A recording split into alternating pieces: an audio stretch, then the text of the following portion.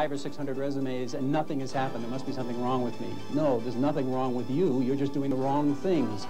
First, you have to figure out a way to meet your prospective boss face to face. Ask about the industry, their ideas, where they are going. Then, if you've put together a resume, head it up with "this resume prepared for," and the person's name. Date it. Send the original. The reason you meet with the person first is you want to find out exactly what it is they're looking for. Then you go back into your background, select out just what they're looking for, and put only those facts on the resume. That's the way the real pros do it. That was business consultant Jack Falvey, who will be offering tips all this week on how to find and keep the job you want. With the changing economy and changing technology, whatever job you find may turn out to be very different than what you expected.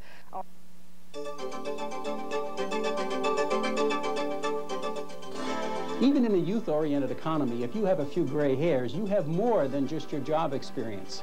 You may have spent 20 years filling that Rolodex with names. That's what you have to draw upon. Try to get a face-to-face meeting with as many people as you can.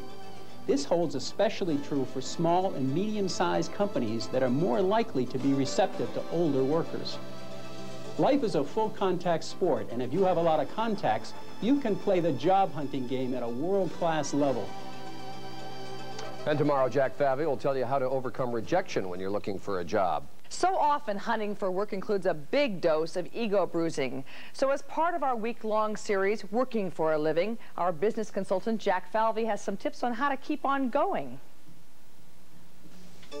Everybody who looks for a job has to deal with rejection. It sort of comes with the territory. You might want to learn a few tips from professional salespeople that deal with rejection every single day. Set a goal for yourself. Say you're going to make 3 phone calls tomorrow.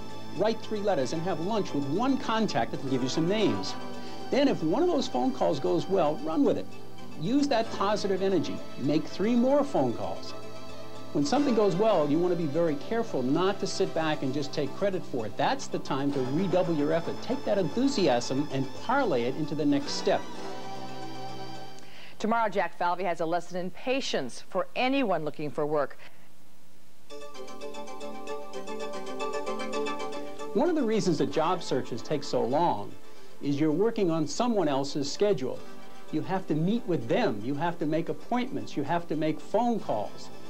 Their priorities are not your priorities. It helps if you remember that the employer isn't so much deciding whether you are talented, but rather trying to determine if your talents meet their needs. Besides, you shouldn't be living and dying on one decision anyway. Finding a job is being the right person at the right time and the right place. To compress that process, you can't take things one at a time. What you have to do is talk to large numbers of people and keep following up with each one until the timing is right. Tomorrow, Jack Falvey will be here with the Good Morning America Rate Your Job test that you can take along with us.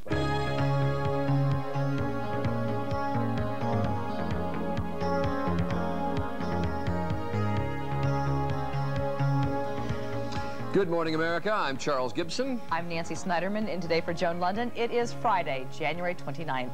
All this week in our series, Working for a Living, we've focused on jobs, how to get one, how to land on your feet when you lose one. This morning, the moment of truth. For those of you who have a job, we're going to ask you to take a test and find out for yourself if it's really the job you want. You might be surprised. We will take the test along with you, find out just how your job rates. I don't know, are you going to be a doctor or are you going to be a TV host? You mean the moment of truth has come? I now have to decide what I want to be when I grow up? Well, we'll find out if you take the test as a doctor or not ready for that decision. As a TV type.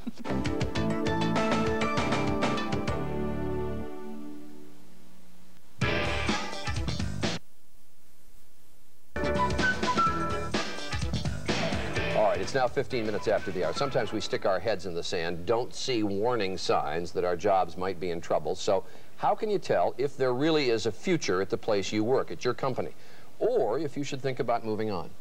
Well, all this week we're going to be with Jack Falvey, who is our business consultant, who is in the studio with us this morning. Wonderful to have you with us. Thank you. And this test is very interesting. I've made this sort of unilateral decision. I'm going to answer these with both professions to see if one really sort of tips the other. Maybe I should quit one. Your doctor profession and your television profession? That's right. So I'm answering them both ways. But you've heard Jack's tips all week long, and now we're going to check the questions with him. So the first question is... True or false, right? Right. These are all true and false. True or false. I'm in a department that counts, not in a support discipline.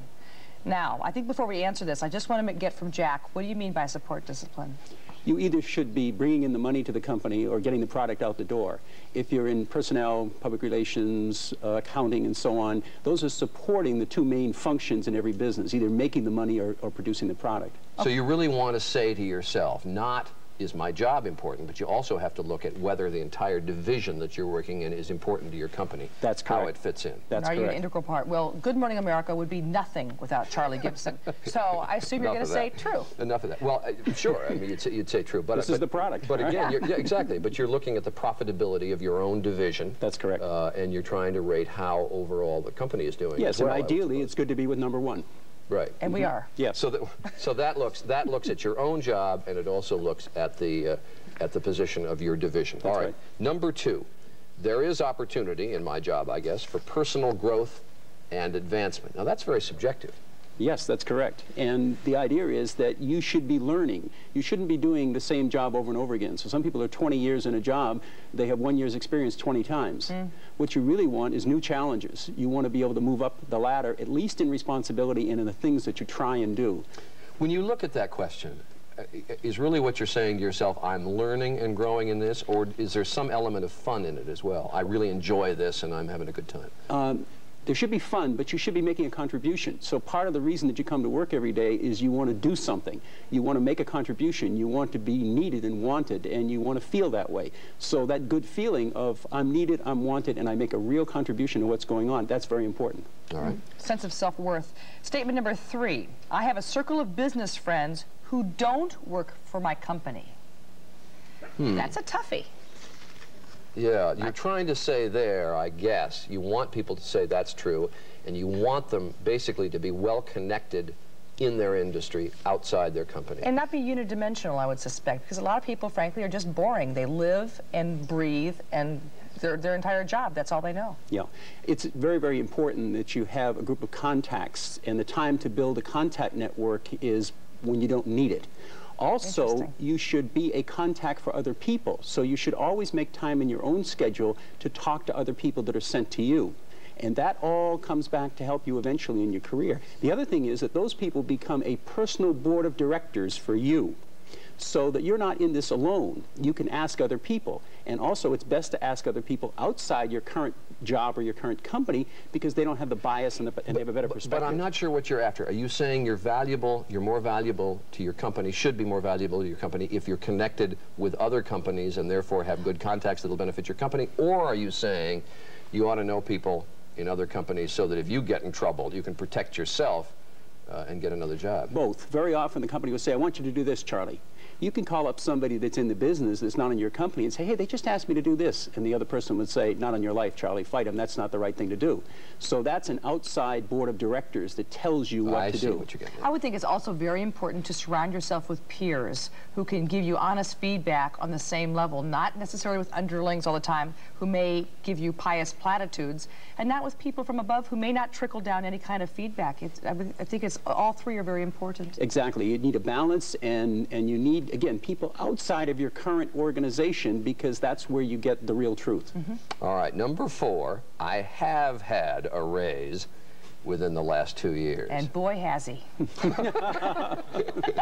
No, Joan's not here. She can't talk about it. No, tell me what you're after there. The idea is if there's a freeze on raises, if you have to take unpaid leave and so on, that's a real indication that the organization just isn't in good shape. And waiting it out sometimes is not the best strategy. So one of the indications are that you should be moving or you should be looking to the outside is that if there's some financial problems with your organization, raises are frozen, there's a hiring freeze, so on, that's a real indication that you should be really getting your act in gear. Sometimes it takes 6 or 8 months to make a transition, so the sooner you get ahead of it, the better off you are. Yeah, that really goes back to the earlier question about watching the position of your own company. If they've come to you and said, we can't afford to give you a raise, and if they said that to you for a couple of years, you should worry about your own company. And people go into denial. I mean, it's such a hassle and such a problem to try and make a transition that they do anything possible to stay where they are, and that's a real problem. You get into trouble not being a risk taker at certain times, I would assume, too. That intellectually it seems safe, but instead of listening to your gut and thinking, I need to move on, you really put yourself in more risk by inaction. Exactly. The last one we have... Yeah, this is interesting. Now, I presume that you've wanted true answers from people on the first 4. This last one's a little different. If you answer true to this one, this is the perfect job. I'll stay until I get my gold watch. I don't know what answer. I don't know what answer you want on that. What answer are you looking for? What is it? What are the answers? Well, wait, no. That's not how you take a test. What's the answer? See, my answer to that is true. Teacher. I feel that way, but I go back to feelings of loyalty about the company, and I know everybody says you shouldn't do that anymore.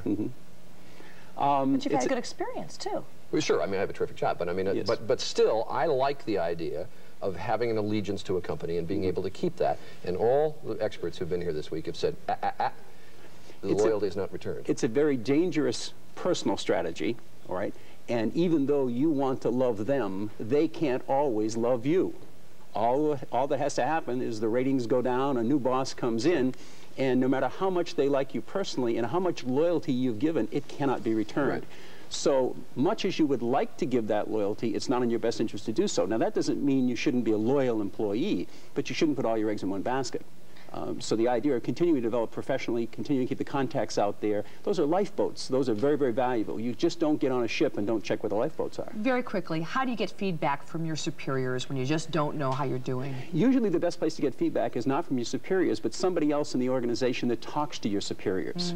So you get it better through the grapevine than you do directly. Interesting. I should mention, I don't want to cut this off, but you will find highlights of this job series in issue number 5 of our bi-weekly newsletter, the Good Morning America Extra.